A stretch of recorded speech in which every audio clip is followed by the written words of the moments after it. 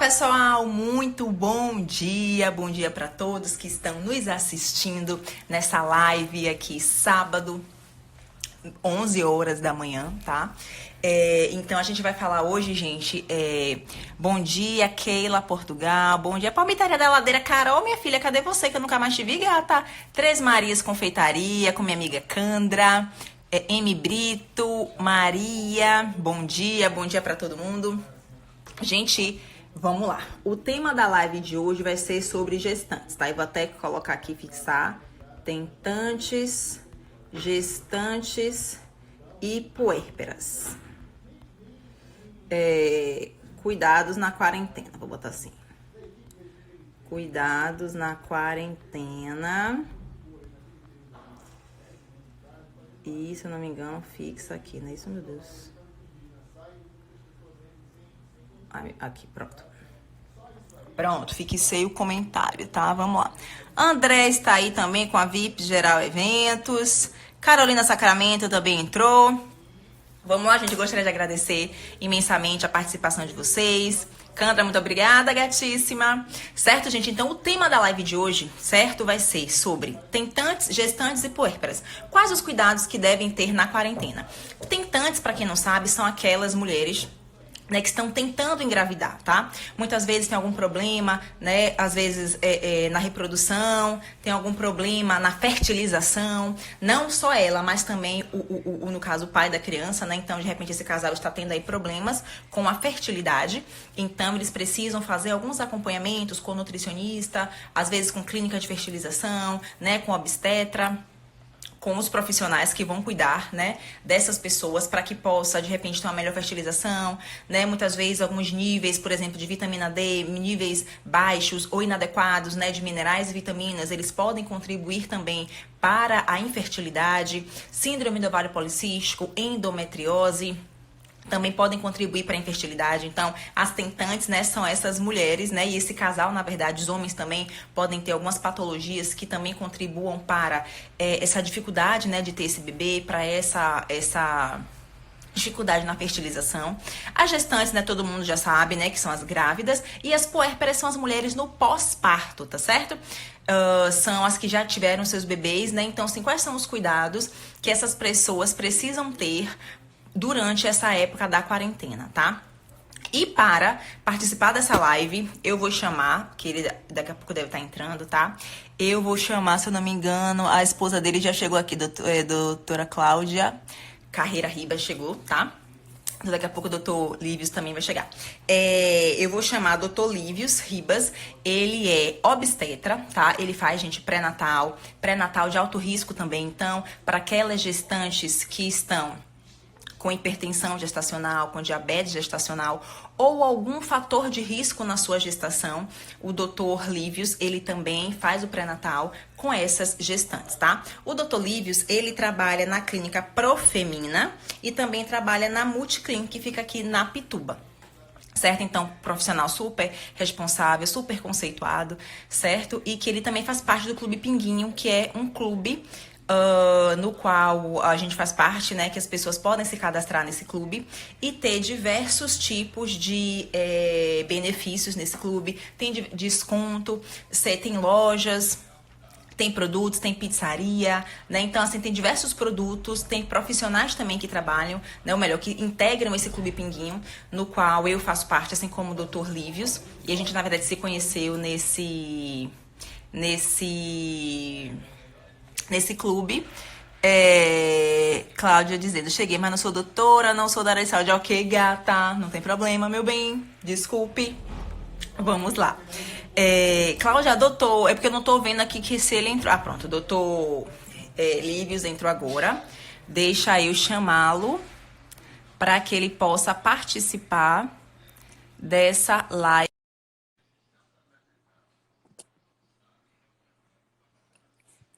Tá?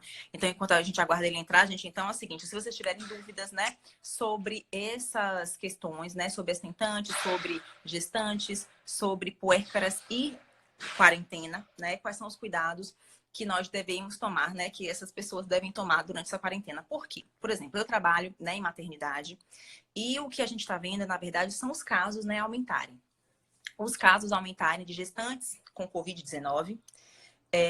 Os casos estão cada vez mais aumentando. Por exemplo, na maternidade que eu trabalho, já teve um caso confirmado, né? Ela, na verdade, já foi transferida, né, para outro hospital de referência no tratamento da Covid. Então, a gente sabe que todos nós estamos vulneráveis, né, ao acometimento da Covid-19. A gente sabe que é um vírus que ele, na verdade, a contaminação dele é de uma forma muito rápida, ele fica muito tempo em ambientes. Deixa eu chamar aqui de novo o Dr. Lívios, para que ele possa... Deixa eu falar com ele, tá, gente? É porque é a primeira live dele, tá? Aí eu tava explicando para ele como é que a gente fazia. Oi, cheguei. Pronto, agora estamos conseguindo. Por que tá congelado aqui? Não sei.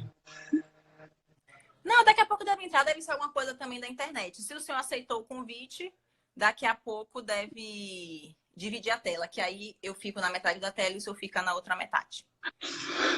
Para mim tá na metade, mas tá tudo parado a imagem aqui, não sei o que foi. Deixa eu ver se eu... Eu não tô vendo o senhor, não. Eu só tô me vendo só. E tá escrito assim, conectando. Gente, o que será que está acontecendo? Galera aí que sabe mais de internet do que a gente, o que é que pode estar acontecendo? Porque, doutor Lívios... Agora! Vamos Pronto, lá. agora foi. Tudo bom, doutor Lívios? Como é que o senhor está, meu querido? Tudo bem, tudo tranquilo. Um prazer estar aqui com você nessa live para a gente trazer informação de qualidade e importante, né, para as nossas gravidinhas, nossas puérperas e as que estão tentando engravidar também. Exatamente. Então, gente, como eu estava falando, doutor Lívios, o senhor trabalha, né, na clínica Profemina e também na Musclina, que fica aqui na Pituba. O senhor também atende gestantes, né, faz pré-natal de risco também, né? Gestantes que podem estar com hipertensão gestacional, diabetes gestacional, dentre outras causas que podem levar a esse parto de risco, não é isso?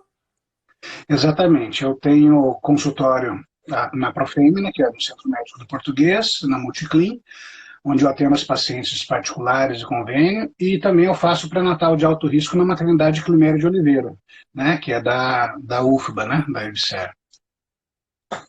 Ah, que bacana, que top. Então, gente, se vocês quiserem, na verdade, vocês estão tentando ficar grávidas ou se já estão grávidas, doutor Lívios aí é um excelente obstetra no qual vocês podem manter o contato depois, tá? Tem o Instagram dele aqui que a gente vai disponibilizar depois para vocês poderem entrar em contato com ele, tá?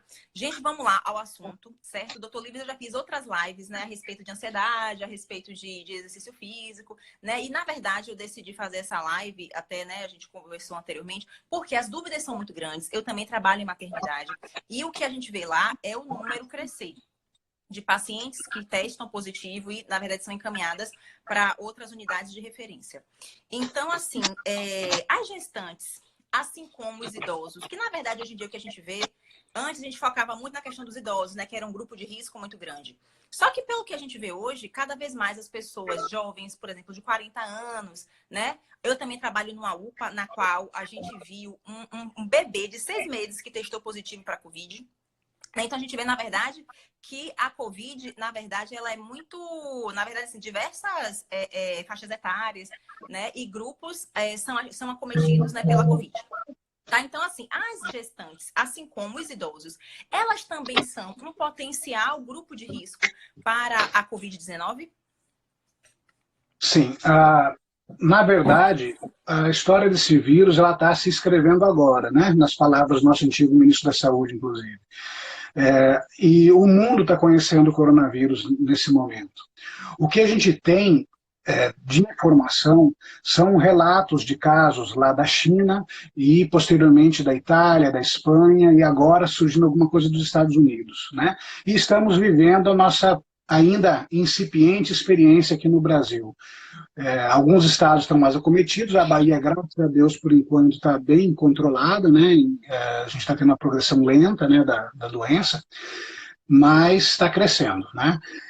E os relatos que a gente tem não são categóricos em afirmar que a gestante corre mais risco de desenvolver formas graves e nem que ela correria mais risco de se contaminar do que outras pessoas saudáveis na mesma faixa etária que elas. Porém, elas foram incluídas no grupo de risco porque, pela experiência, né, clínica que a gente tem, né, que as autoridades de saúde têm com as gestantes no mundo todo, a gente sabe que as grávidas podem ser mais sujeitas, em geral, a pegar viroses e em outras doenças respiratórias, como a gripe H1N1, por exemplo, elas desenvolvem formas mais graves pela condição gravídica delas, pela condição gestacional. Então, essa recomendação de incluí-las no grupo de risco para os cuidados e para a prevenção é mais uma precaução, um cuidado com as nossas grávidas, que em outras situações paralelas, similares, elas se enquadrariam em grupos de maior risco. Né? Então, por uma analogia, por uma comparação, acabamos incluindo as grávidas nesse grupo de pessoas. Né? Mas não é ainda categoricamente afirmado que as grávidas têm mais tendência a desenvolver formas graves ou tem mais facilidade de contrair essa infecção especificamente do que as pessoas em comum. Até porque a Covid-19 é uma infecção de alta contagiosidade, ou seja, todo mundo está muito sujeito a pegar a Covid-19. Né? Esse vírus, o SARS-CoV-2, ele tem essa característica.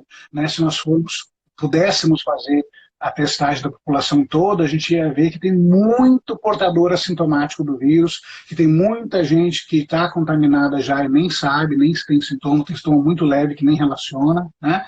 Então, ela é uma doença de alta contagiosidade. E isso faz com que a gente tenha que tomar os cuidados, não só as grávidas, como todo mundo, né?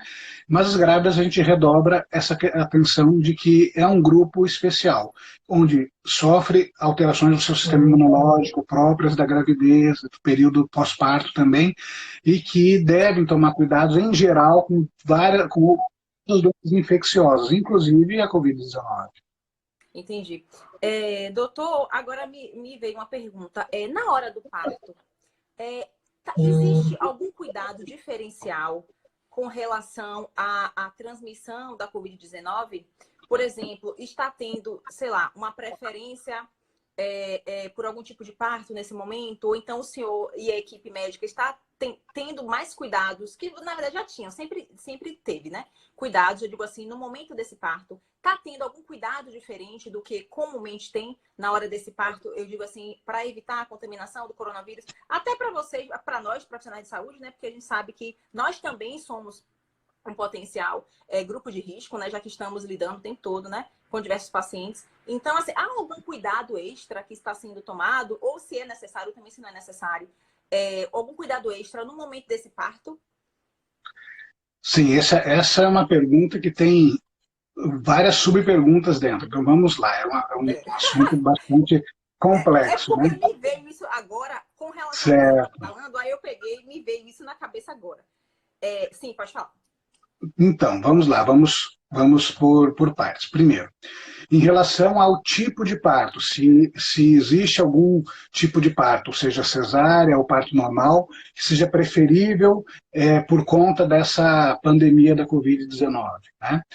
Então, não é para influenciar a sua decisão do tipo de parto o fato de a gente estar em pandemia, certo? Isso não deve ser o principal que vai definir qual é o tipo do parto que eu vou preferir, se eu quero parto normal, se eu quero parto cesariano.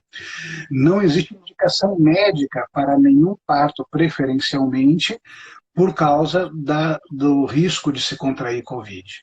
Tá? Os dois partos têm suas vantagens e desvantagens, em geral, em relação ao Covid. Por exemplo, alguém poderia alegar que a cesariana, por ser um parto possivelmente programável, com uma situação mais controlada, talvez fosse preferível. Mas, ao mesmo tempo, partos cirúrgicos elevam o risco de infecções e mortalidade do pós-parto, especialmente. Né? A recuperação ela é mais difícil e, com isso, pode facilitar, né, você contrair uma infecção, né, entre elas a Covid-19, depois do parto, com mais frequência do que isso acontece no parto normal, por exemplo. Então, não devemos levar a Covid em consideração com um peso muito grande para a decisão do tipo de parto. O tipo de parto tem que ser aquele da sua escolha, dentro da segurança e da possibilidade que o profissional que te acompanha vai definir com você é, por essa via, tá? Agora, é certo que os cuidados no parto vão ser diferentes em pacientes com sintomas respiratórios, em pacientes que sejam suspeitas de Covid ou até aquelas que já tiveram um diagnóstico, né, pelo teste positivo, estão com a infecção e estão no momento de ter o seu bebê. Né? As maternidades todas estão desenvolvendo fluxos e protocolos de atendimento, inclusive destinando locais diferenciados para a realização do parto, a realização do acompanhamento pré-parto, né, durante o trabalho de parto, e para internação no pós-parto também. A presença do acompanhante ela continua sendo permitida e incentivada no momento do parto, do pai ou outro à escolha da gestante, só que a gente não pode, a gente está limitando, todas as maternidades estão fazendo isso, limitando a presença de outras pessoas. Então, aquela situação onde a gente tem um ou dois ou três acompanhantes de parto, às vezes o marido, uma doula, às vezes uma amiga, isso está sendo limitado a um acompanhante por paciente, pela questão de aumentar o risco de exposição de contágio, não só das próprias pessoas que estão ali envolvidas na assistência, como da própria paciente, seus acompanhantes e toda a população como um todo no final das contas, né? A Entendi. questão do risco de contágio para o bebê, por exemplo, ao nascimento, né? Até pouco tempo a gente não tinha relatos de nenhum bebê que tivesse pego coronavírus diretamente da mãe antes de nascer, né? Já tivesse nascido com coronavírus. Agora a gente tem alguns poucos relatos em que isso parece ter acontecido. Então, pode ser que haja transmissão vertical da mãe para o feto, ainda na gravidez, pode ser, mas nenhum caso de bebê que ficou grave, que desenvolveu doença grave, todos os bebês ficaram bem, todos os mesmos relatos daqueles que nasceram. E o grande cuidado é no momento do parto e no cuidado logo ao nascimento. Se a mãe está com sintoma respiratório, especialmente, ela pode amamentar, desde que ela opte por isso, sabendo que existe o risco do contágio respiratório ali do bebê, né? Mas ela, se optar por amamentar, o que a gente não impede, ela vai ter que usar máscara, fazer higiene adequada naquele momento, né, para poder minimizar os riscos de transmissão para o bebê. A amamentação é tão importante que a gente não sabe se é pior deixar o bebê afastado para não pegar o coronavírus ou deixar o bebê sem amamentação no peito, que é algo tão importante para ele, é onde ele vai receber os anticorpos de defesa no começo da vida dele também. Então, a rigor, a gente incentiva, desde que a paciente se sinta segura para isso, e damos o suporte com todos os cuidados de higiene e de barreira que possam ser feitos naquele momento da amamentação e do cuidado do bebê. Entendi. Não, isso na verdade já era uma pergunta que eu ia fazer, mas o senhor já Eu respondeu já nessa me adiantei, né? isso da transmissão vertical. Até o núcleo de terapia da dor perguntou o seguinte: a gestante, ao entrar no hospital, ela faz o exame antes, eu digo, de ter o parto, de fazer o parto? Não é rotina, tá? Os casos, primeiro que os testes, eles estão, pelo protocolo do Ministério da Saúde, eles são destinados a pacientes sintomáticos e pacientes que apresentem sintomas que necessitem internação hospitalar, geralmente. Tá? Não existe testagem em massa, nem testagem de rotina de pacientes parturientes que chegam no hospital para ter o parto. Por enquanto, essa rotina não foi estabelecida. Entendi. Ela também pergunta, né, se os hospitais estão preparados para esse cuidado, mas o Ju já falou que, na verdade, estão sendo separadas, né, alas específicas, né, para atender essas gestantes que estão potencialmente com Covid, para evitar a infecção, né, das outras pacientes. Tem uma pessoa aqui chamada Márcia, que ela está perguntando o seguinte: essa transmissão vertical, ela pode acontecer em qual fase da gestação? O risco é maior no primeiro trimestre? Então, como eu disse, nós só temos poucos relatos, menos de meia dúzia de relatos de transmissão vertical. Na verdade, foram bebês que nasceram e o sangue deles já foi testado e tinha a presença do coronavírus ao nascimento. Tá? Não foram bebês que nasceram e foram testados mais tarde, foram logo ao nascimento. Então, esses bebês, esses poucos casos, o que se sabe é que é possível que eles tenham pego na gravidez. E no final, né, no momento próximo ao parto. Porque antes já haveria tempo para negativar, inclusive, esses exames da presença do coronavírus, especialmente o PCR, né, que é o que identifica o RNA viral no sangue do bebê. Então, esses bebês que nasceram com coronavírus, né, provavelmente pegaram na etapa final da gravidez, até porque o coronavírus surgiu agora, de dezembro para cá. Então, só podem ter nascido, obviamente, bebês que pegaram no último trimestre de gravidez o coronavírus. Efeitos que o coronavírus possa causar, se ele for transmitido em fases iniciais da gravidez, ou se isso ocorre realmente, qual é a taxa em que isso ocorre, a gente não tem a menor ideia no momento. A gente está aprendendo sobre esse vírus agora e o conhecimento sobre ele está sendo construído no decorrer dessa pandemia, que é muito recente, na China de dezembro para cá, no Brasil praticamente de março para cá, de fevereiro para cá. Entendi. Doutor, também fizeram uma pergunta anterior que eu vou fazer aqui. Se a gestante ela tiver com Covid, né? Então, ela apresentou sintomas respiratórios, ela fez a testagem e deu positiva. E ela depois desenvolveu a forma grave dessa doença.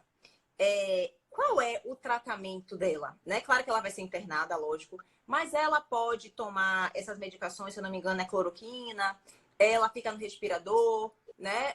Qual é, né, o tratamento dessa paciente? O tratamento dela vai ser igual a uma outra paciente que não é gestante? A gente sabe que tem alguns medicamentos que a gestante o uso tem que ser limitado ou que elas não podem tomar porque não é compatível, né, com a gestação. Então, assim, doutor, a pergunta é: se essa paciente gestante desenvolver a forma grave da Covid-19, qual seria o tratamento que essa paciente teria? Então, a forma grave, a gente tem que lembrar é o seguinte: é uma minoria de pacientes, obviamente, que vai desenvolver forma grave da doença. Os critérios para internação no hospital são basicamente se o paciente desenvolver insuficiência respiratória. Insuficiência respiratória é uma ameaça direta à vida, certo? Quando a gente fala em sistemas, né, respiratório, circulatório, digestivo, o respiratório ele está lá em primeiro lugar quanto ameaça à vida. Então, se você entra em falência respiratória, a sua vida está correndo risco iminente. Então, nessa situação, todas as medidas para salvaguardar a vida do paciente têm que ser tomadas. Então, num caso de insuficiência respiratória, o protocolo hoje é intubação precoce do paciente. Então, se o nível de saturação caiu nos níveis que se considera como grave, ela vai ter que ser intubada sim. O quanto esse bebê corre risco de permanecer dentro da barriga ainda e o quanto é preferível que ele nasça naquele momento vai depender da idade gestacional, da viabilidade do bebê, né, do bem-estar do bebê, se é possível se manter o bem-estar fetal, e também a outra questão, o outro lado da moeda, que é a saúde materna. Se a gravidez representar um agravo de risco para a vida dela naquele momento, às vezes você tem necessidade de antecipação do parto. Então, o obstetra, em todas as situações clínicas, ele vive essa balança entre mãe e feto, né? Saúde fetal, saúde materna, e a gente sempre vai pesar o custo e benefício de até onde essa gravidez pode ser mantida e quando ela deve ser interrompida. Tá? Quanto à questão do uso de medicações, o protocolo que vai ser seguido nas gestantes é basicamente o mesmo nos casos graves das pacientes não gestantes. Tá? Eu não vou entrar aqui na polêmica da hidroxicloroquina, de outras drogas, mas a gente tem que tentar focar no que está estabelecido como protocolo nas instituições de saúde onde o paciente está sendo atendido. E ali ela vai ser tratada, basicamente, nos casos graves, como uma paciente não grávida é tratada também. Obviamente que parâmetros de respirador, de aparelho, e tudo vai ser mudado porque a presença do bebê dentro da barriga muda a resposta respiratória do paciente ao aparelho, inclusive. Isso pode precisar de ajustes específicos, mas não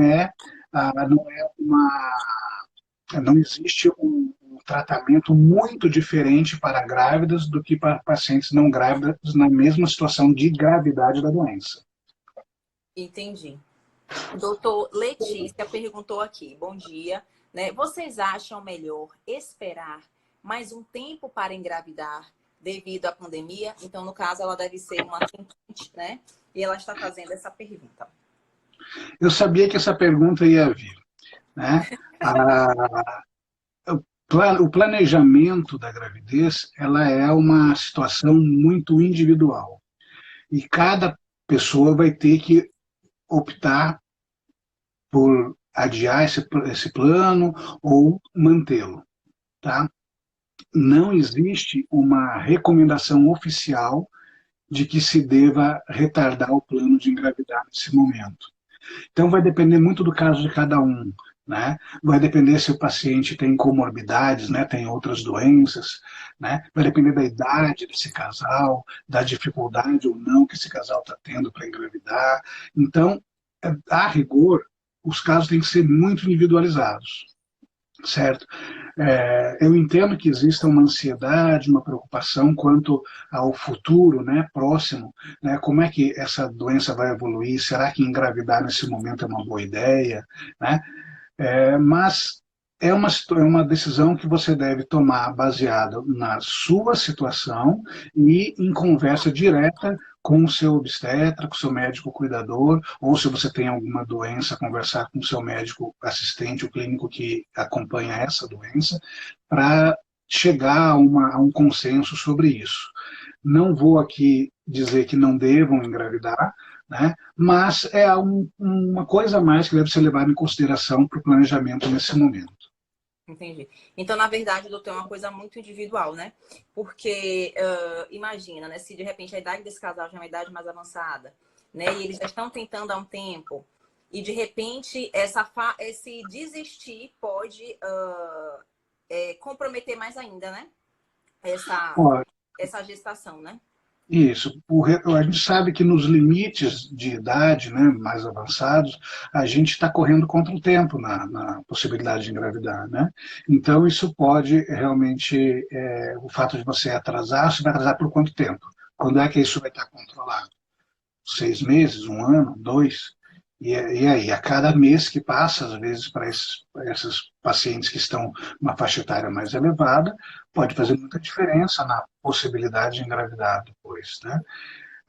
Então, cada situação tem que ser muito bem avaliada. Ao mesmo tempo, pacientes de mais idade, às vezes, têm mais comorbidades também. E comorbidade, mais gravidez, né, mais pandemia, às vezes não é uma combinação fácil de se lidar, né? Então, realmente, o cuidado nesse momento, no planejamento, é um cuidado a mais, um dado a mais que a gente vai ter que levar em consideração, mas obviamente que não é o único, né, a ser considerado. Entendi. Doutor, o senhor acha que é importante fazer, eu digo assim, o fortalecimento da imunidade para essas pacientes, principalmente nesse momento, né? A gente sabe, por exemplo, eu atendo muita gestante, e a gente sabe que uma alimentação saudável e equilibrada, ela, né, dá conta de nós termos, manter os níveis do açúcar do sangue controlados, os níveis da pressão também, e também fortalecer, deixar essa resposta imunológica, na verdade, né, mais eficiente para que possa combater vírus, bactérias, né, inclusive, né, o coronavírus. O senhor acha que realmente se faz necessário, eu digo assim, fortalecer através da alimentação essa imunidade dessa paciente? Pode ser, digamos assim, um fator a mais para ela tomar cuidado agora durante o período de gestação? Não só um fator a mais, como fundamental, viu, Tamara? Eu sei que você vai abordar bem esse tema, né? Mas eu considero fundamental uma alimentação saudável, com nutrientes, especialmente os micronutrientes aí envolvidos, né? Que eu posso fazer uma alimentação variada, para o adequado aporte de vitaminas e sais minerais que são necessários. E também, falando em vitamina, uma das que mais parece influenciar na imunidade e que a maioria das pessoas tem de forma insuficiente atualmente é a vitamina D, né? E que a gente sabe que pela alimentação a gente adquire a provitamina D, que é a matéria-prima para a fabricação da vitamina D. E que a vitamina D, no fim, a forma ativa, ela é fabricada na nossa pele através da exposição solar, que a gente agora, nessa época de distanciamento social, ficando mais em casa, estamos mais limitados ainda em receber essa irradiação solar. Então, outros fatores como o zinco, né, a gente sabe, vitamina C são importantes, e mais do que suplementar com medicamentos, com suplementos, a alimentação é fundamental é sempre preferível o aporte alimentar das vitaminas do que através de suplementos. No caso da vitamina D, eu faço essa ressalva porque a vitamina D a gente vai adquirir a provitamina, mas a gente vai precisar da exposição solar. Então não adianta a gente comer saudável e não se expor ao sol, que a vitamina D vai continuar baixa. Então, 15 minutinhos de sol no período entre 10 e 11 horas da manhã seria o ideal diariamente. Se não for possível, às vezes, dependendo do seu nível de vitamina D, que pode ser dosado no sangue, você precisa de um suplemento. Mas esse suplemento nunca deve ser por automedicação, porque vitamina D ela é lipossolúvel, ou seja, ela faz depósito hepático, faz depósito no fígado. E, portanto, toda a vitamina lipossolúvel é passível de se acumular em quantidades maiores e se tornar tóxica. Então, não ficar tomando vitamina D por conta própria. Existem vários produtos nas farmácias, com várias dosagens diferentes, e a gente tem que tomar muito cuidado com a automedicação. Tá? A vitamina D ela é suplemento até um certo nível. Dependendo da quantidade, ela é tratamento e não deveria nem ser vendido sem prescrição médica nas farmácias. Então, suplemento de vitamina D é uma coisa que tem que ser prescrito por um profissional. Tá?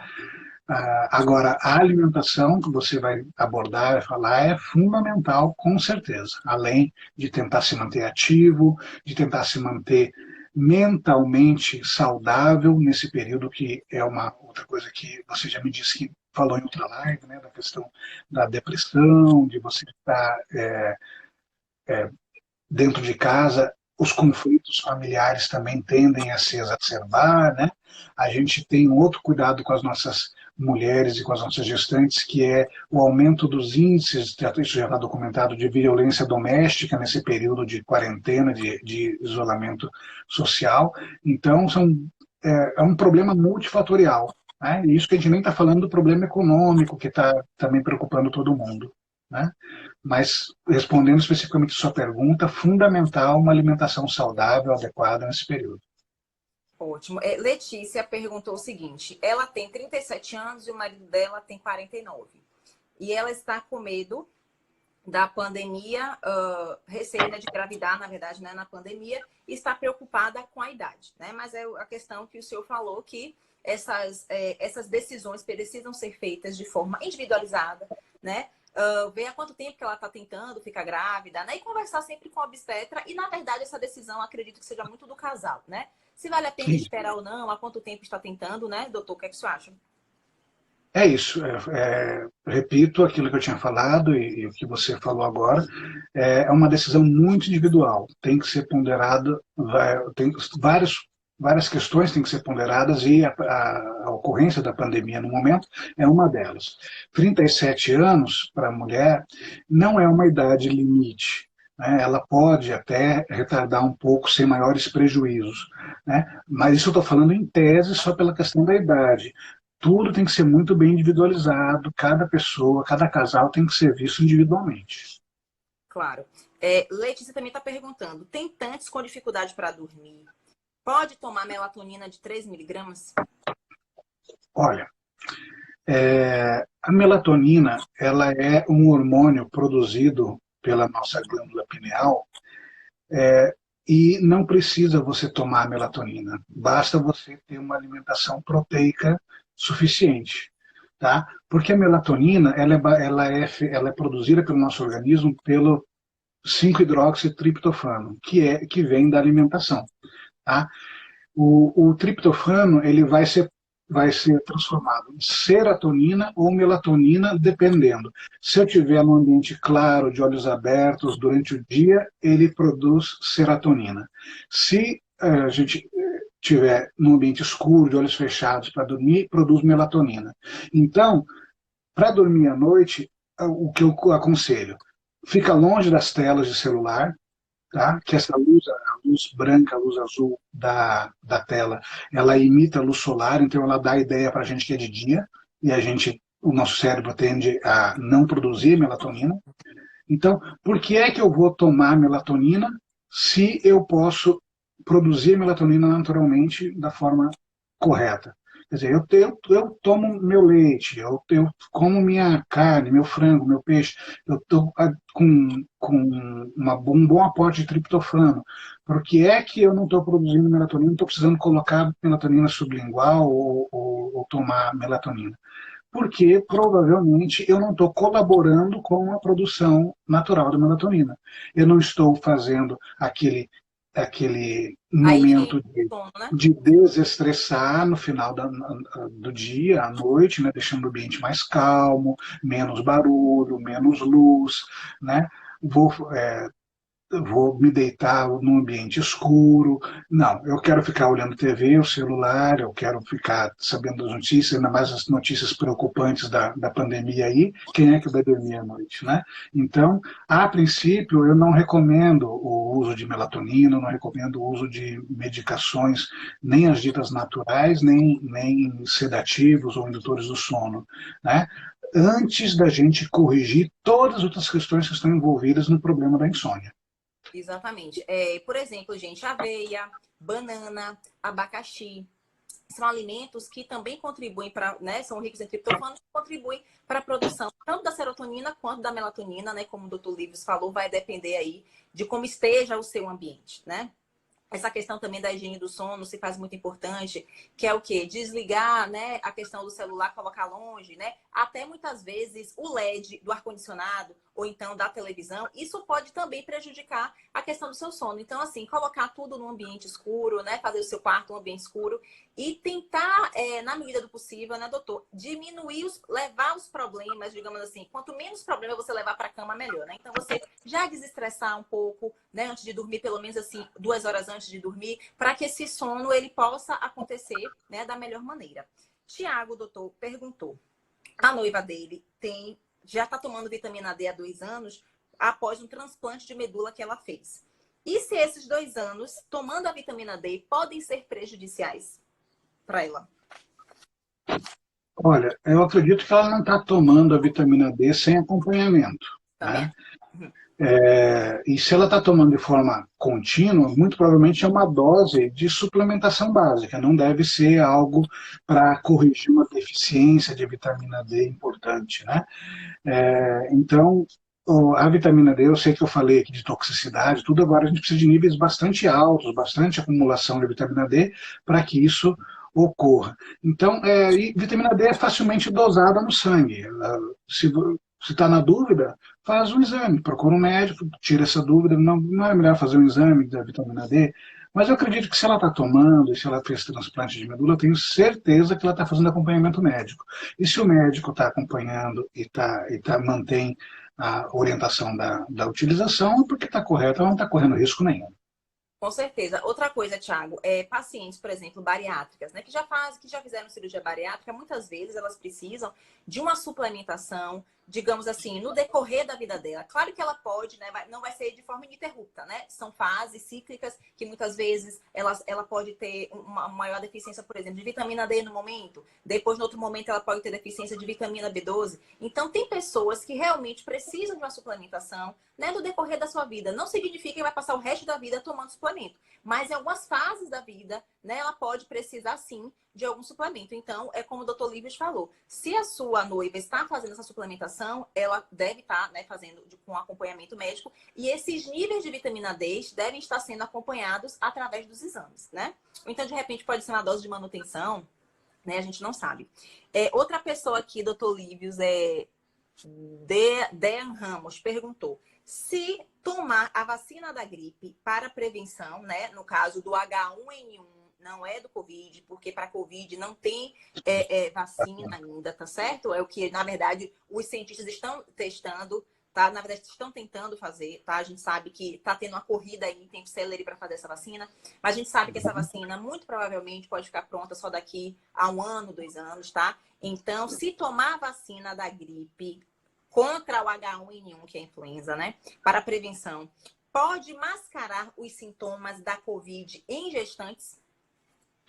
Não. Essa é uma dúvida muito recorrente em relação à vacina da gripe, que muitas pessoas acham que a vacina da gripe causa sintomas de resfriado, sintomas de gripe.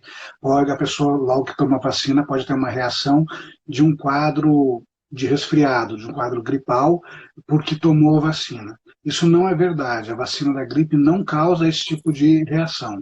A única reação relatada à vacina da gripe é a reação local, de dor no local da aplicação, né, um inchaço que pode persistir por 1, 2 dias, eventualmente, quem tem alergia a ovo pode fazer uma reação alérgica localizada também. Então, fora isso, a vacina da gripe, que não é só para o H1N1, né? A vacina da gripe ela protege contra 3 tipos de vírus da gripe, entre eles o H1N1, não vai causar nenhuma mascaração de sintomas, não, ou confusão. Volto a reforçar, vou reforçar aqui, é muito importante a vacina para a gripe. Por quê? Porque a gripe, sim, a gente sabe, ao contrário do Covid, né, da Covid-19, a gente sabe que a gripe em grávidas ela pode se manifestar de forma grave. E aí, por isso que ela é grupo de risco e tem que ser vacinada logo no início de uma campanha de vacinação. A H1N1 especificamente, que é uma forma grave, mais virulenta da gripe, né, ela pode causar pneumonia viral, infecção severa, né, com insuficiência respiratória, e pode ser causa de óbito, inclusive. Então, a gente não pode descuidar de outras doenças que já são existentes, porque a gente está numa pandemia de Covid-19. Tá? A gente tem que manter os cuidados, e inclusive até para a gente poder excluir a gripe como uma causa provável daquela infecção pelo histórico do paciente ter sido vacinado. Né? Então, se um paciente que não tomou vacina da gripe chegar com quadro respiratório, eu não sei se isso é gripe, se é Covid, o que é. Né? E até eu descobrir, eu vou estar atirando para tudo que é lado, vou ter que estar tratando como se fosse qualquer uma das coisas. Já aquela paciente que já foi vacinada para a gripe naquele ano, e se ela chegar com um quadro respiratório mais intenso, eu vou ter uma alta suspeita de que aquilo pode ser a Covid no momento e não o H1N1, porque ela foi vacinada. Né? Então, ajuda no raciocínio clínico na hora do atendimento. Então, eu volto a reforçar, é muito importante, não deixem de fazer a sua vacina da gripe assim que for liberada pelas autoridades de saúde na campanha, que, se eu não me engano, no início de maio agora vai ser liberado para as gestantes. Certo, doutor. Uma outra dúvida também que apareceu as pessoas perguntaram pelo direct. Por que que as pessoas, as mulheres que têm síndrome do ovário policístico e endometriose, elas têm uma dificuldade maior de engravidar, né? Então, assim, eu tenho, por exemplo, algumas pacientes, né, que têm síndrome do ovário policístico e endometriose, que estão nesse grupo das tentantes. Então, doutor, por que que essas duas doenças ou condições clínicas, elas dificultam um pouco, né, a questão da gestação? Olha, são duas doenças que estão dentre as mais prevalentes, que mais acometem a fertilidade da mulher. A endometriose e a síndrome dos ovários policísticos, também chamada de síndrome de anovulação crônica, o que seria mais até adequado, né, de forma de se dirigir a essa patologia. Nós estamos fugindo um pouco do nosso tema aqui, que seria a Covid, né, mas eu entendo que é um tema também que causa bastante ansiedade nas tentantes. É, são os mecanismos de que essas duas doenças atrapalham a fertilidade são diferentes, né? A síndrome do ovário policística porque a mulher tem uma dificuldade de ovular regularmente todo mês, né? E a endometriose é porque existe uma reação inflamatória em todo o ambiente abdominal, no útero, nas trompas e na região que envolve esses órgãos genitais, que leva a uma dificuldade, porque o sistema inflamatório ali pode acabar matando o espermatozoide, dificultando o óvulo também de ser captado pela trompa, de migrar. Então, é um fator que a gente chama de fator inflamatório, né? Então, são fatores diferentes, né? Mecanismos diferentes, mas ambas realmente são as mais frequentes causadoras aí de infertilidade, além das infecções, né? Infecção na trompa, por algumas bactérias, especialmente clamídia, né? Entendi. Inclusive, eu acredito que esse tempo de quarentena pode servir, tentantes, né? Para você, por exemplo, que está acima do peso, né? Ou então para você que está com açúcar do sangue alto ou nos níveis próximos do 99, por exemplo. Ou então está com a pressão oscilando, a pressão alta. Eu acredito, doutor, que é o que eu estou falando, né? Fazendo também com as minhas tentantes, que é justamente isso. A gente procurar, nesse período, cuidar mais da alimentação. Fazer com que esse peso seja um peso mais saudável para a gestação. Por exemplo, uma pessoa que pesa 70 quilos, né? Por mais que ela, de repente, o peso dela ideal seja, sei lá, 55. Ela pode até não perder tudo isso, mas se ela já perder, né, um percentual desse peso, perder 10% desse peso, 5% desse peso, muitas vezes essa perda de peso, mesmo não atingindo o ideal, pode trazer, eu digo, menos risco, menos inflamação para ela, e dessa forma isso pode contribuir para que ela fique grávida, né? Então, a gente sabe também que a obesidade, o excesso de peso, ele é uma inflamação do tecido adiposo e isso pode comprometer também a gestação. E nós estamos vendo também que a obesidade, assim como a hipertensão, diabetes e outras doenças crônicas, elas podem deixar, eu digo, as pessoas, na verdade, né, que são mais acometidas pelas formas graves, né, da Covid-19, elas apresentam, né, muitas vezes, doutor, né, uma doença de base, né, como, por exemplo, a hipertensão, o diabetes, dentre outras patologias. Então, eu acredito, no meu ponto de vista, que esse período, né, a gente pode estar cuidando mais da nossa alimentação, fazendo atividade física mesmo em domicílio. As pessoas querem muito, poxa, porque eu não consigo malhar, eu não posso ir na academia, tem a questão do peso da academia, né, que em casa não vai ter. Mas é o que eu digo, né? Nem sempre a gente dá para fazer o que é o ideal. Mas se não dá para a gente fazer o que é ideal, a gente precisa pelo menos fazer aquilo que dá para ser feito. Então, se eu não posso ir numa academia, eu posso, sei lá, caminhar de máscara, né, no meu condomínio, no meu prédio. Então, se o seu prédio é pequeno, na garagem do seu prédio, né? Ou então você pode fazer exercícios funcionais, né, em casa, de preferência acompanhado por um profissional, principalmente profissional de educação física, principalmente se você estiver gestante, né? É importante você estar fazendo esses exercícios acompanhada. Tem diversos profissionais de educação física, gente, que eles trabalham com grupos especiais, né? Então, com crianças, com gestantes, né? Porque os exercícios, muitas vezes, precisam ser adaptados, né, a essa clientela, esse grupo populacional.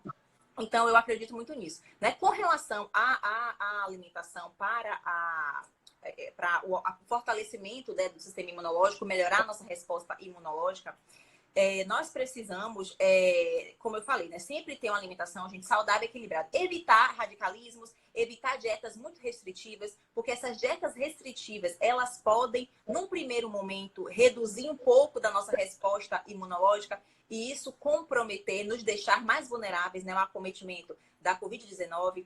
Então, por exemplo, a gente comer, né, folhas verdes escuras, então, couve, agrião, espinafre, brócolis, esses alimentos nós sabemos que são ricos em ferro, ricos em ácido fólico, que é um nutriente importante, principalmente para a formação, né, das células brancas do nosso sangue, né, para os leucócitos. Então, isso também fortalece, né, o nosso sistema imunológico. Nós também temos aí as castanhas, castanha do Pará, castanha de caju, nozes, que esses alimentos também são ricos, né, em zinco, que contribuem também para nos dar uma resposta imunológica melhor, para fortalecer o nosso sistema imunológico, né? A gente vê também, gente, a questão eu sempre estou dizendo para meus pacientes, iogurte natural, evitar estar comprando esses iogurtes com muito corante, com muito, muitas vezes até alguns adoçantes que as gestantes não podem consumir, né? Iogurte natural, aquele que só tem 2 ingredientes. E a gente pode bater isso com mamão, ou com abacaxi, ou uma manga, uma fruta que você tiver em casa. Porque, gente, o iogurte, ele possui lactobacilos, né? Que são bactérias boas para o nosso intestino. E nós precisamos fazer essa modulação intestinal, que é o quê? Fazer esse controle das bactérias, né, do nosso intestino, para que a gente possa também ter um sistema imunológico mais eficiente. Até porque no nosso intestino também é produzido serotonina, né, que é o neurotransmissor que nos dá a sensação de bem-estar, né, de felicidade, como o doutor falou aí anteriormente. E também é responsável pelo nosso sistema imunológico. Então, a gente precisa, sim, dar foco para o nosso intestino, né? Então, através do consumo maior de frutas e verduras, que são ricas em fibras. Então, a laranja, por exemplo, a gente pode comer com o bagaço. Tem a tangerina também, né? Alimentos como limão, acerola, abacaxi. Esses alimentos também são ricos em vitamina C, que nós sabemos que também contribuem para a questão do sistema imunológico. Nós também temos os alimentos ricos em vitamina D, que muitas vezes a gente joga fora, né? Por exemplo, a gema do ovo. Né? A gema do ovo é um alimento riquíssimo em vitamina D e também riquíssimo em colina, que é um nutriente importante para o desenvolvimento, né, doutor? Do sistema neurológico desse bebê. Então, gente, a gente pode estar comendo de cerca de 1 a 2 ovos por dia. Claro que essa recomendação a gente pode, né, ter um acompanhamento nutricional, mas, assim, geralmente de 1 a 2 ovos por dia a gente consumir ele cozido, ou então feito, frito na água, ou frito no azeite de oliva em baixa temperatura, né, cerca de 180 graus. Isso não vai comprometer, eu digo assim, a qualidade, né, desse óleo, certo? Então, a gente pode fazer, né, consumir dessa forma. A gente também pode evitar o consumo, né, de alimentos muito industrializados, tipo biscoito recheado, né? Salgadinho de pacote. Então, esses alimentos nós vamos evitar o seu consumo. É o que eu digo. A gente está em quarentena, estamos em casa. Então, o que a gente tem que fazer? Evitar comprar alimentos que a gente não pode comer ou que a gente não deve comer, né? A gente vai comprar mais alimentos saudáveis para que a gente possa ter em casa e consumir ao longo do nosso dia. Márcia está perguntando aqui também, diabetes, doutor, hipertensão, mesmo controlados, continuam sendo fatores de risco para a Covid-19? Veja, se o objetivo do tratamento da hipertensão e do diabetes é trazer o paciente para a maior normalidade possível. Se a gente tem uma doença de base controlada, e esse controlada, a gente está dizendo assim, é constantemente controlada, não é aquela que está controlada hoje, amanhã, depois da manhã descontrola, né? Porque aí não é controle adequado. Se a pessoa tem um diabetes bem controlado, uma hipertensão bem controlada, com medicação, e lembrando que diabetes e hipertensão não são controlados só com remédio, tá? Remédio é um dos 3 pontos aqui, é um tripézinho, né? Medicação, atividade física e alimentação, né? Então, cuidados específicos de alimentação para diabético, cuidados específicos de alimentação para hipertenso, né? Bem controlado, ou seja, você traz o paciente de uma forma mais saudável de estar, com certeza você está diminuindo muito o risco para as outras doenças intercorrentes, como a Covid-19, serem influenciadas por essas doenças. Certo. Bela Canuta está dizendo, o melhor obstetra do Norte e Nordeste. Ô, Bela, um beijo. Gente, então o que acontece? Só faltam 5 minutinhos, tá? Então, a gente já vai finalizar essa live. Doutor, eu queria agradecer muito a sua participação, a sua disponibilidade. Eu sei que o senhor tem vários plantões, várias coisas para fazer. Aí tem que cuidar dos filhos, né? Tem muita coisa para fazer, mas assim, a gente conseguiu parar essa 1 hora aí para a gente trazer, como o senhor falou, né, informação de qualidade para as pessoas que precisam. E é um assunto que eu vejo assim que está sendo pouco abordado, né? Eu não vejo muitas pessoas falando a respeito dessa questão do Covid para gestante. A gente fala muito para o idoso, né? Até porque no primeiro momento os idosos eram um grupo de risco, na verdade, né? Mais conhecido como grupo de risco para a Covid-19. Então, depois a gente pode até elaborar outras lives falando de outros aspectos, né? Mais relacionados com as gestantes, né? De cuidados que a gente precisa ter, né? Mas assim, eu queria agradecer muito a sua disponibilidade. Se o senhor quiser falar alguma coisa, só para a gente finalizar essa live, pode ficar à vontade, tá bom? Eu que agradeço imensamente, eu gosto muito dessas oportunidades de a gente disseminar informação, né? Eu participo de várias palestras sempre que me convidam, grupos de discussão, grupos de conversa, grupos de gestantes, né? Eu gosto muito de participar dessas atividades. Acho que a informação, quando ela é trazida com qualidade, né? E a gente hoje vive uma maré de fake news nas redes sociais, né, na internet, e de informações nem tão verdadeiras, às vezes não chegam a ser fake total, mas são enviesadas, né, por questões ideológicas e outras. A gente, tendo essa oportunidade de falar diretamente, né, com quem está interessado em receber essas informações, é sempre muito importante e muito prazeroso para mim. Você é uma querida, adorei participar da live com você. Fico feliz que as pessoas tenham participado, mandado perguntas, e eu estou sempre à disposição para a gente voltar com esse ou com outros temas em novos encontros, tá certo? Então, ótimo. Então, vamos depois, se vocês quiserem, podem mandar, eu digo temas, né? Sugerir temas para que nós possamos abordar em outras lives, tá? Eu também já estou aqui pensando em vários temas aqui que me veio agora na cabeça, depois eu falo com o senhor para a gente poder fazer Certo. essa live, essas lives, tá? Então, a gente queria agradecer a todo mundo que está aqui, do Clube Pinguinho, Empório de Mari, Ju Santana, todas as pessoas que fizeram perguntas e todas as pessoas que nos acompanharam aqui nessa live, tá certo? Então, queria agradecer muito a todo mundo, tá certo, gente? E muito bom dia, que vocês possam ter aproveitado essa live para poder ter tirado as dúvidas de vocês. E essa live vai ficar aqui gravada por 24 horas. Então, quem não pode assistir hoje, pode assistir até amanhã, no caso, até mais ou menos meio-dia, que é o que a gente vai colocar aqui agora, tá bom? Muito obrigada, gente. Muito obrigada a todos. Beijo. Excelente final de semana. Obrigada, doutor Lívios Ribas. A gente já se Obrigado a conhece você. presencialmente, só virtualmente, mas hoje foi maravilhoso para a gente poder deslanchar aí outras lives, outras oportunidades, tá bom? Foi ótimo. Obrigada. Bom dia, gente. Bom Tchau. dia. Tchau.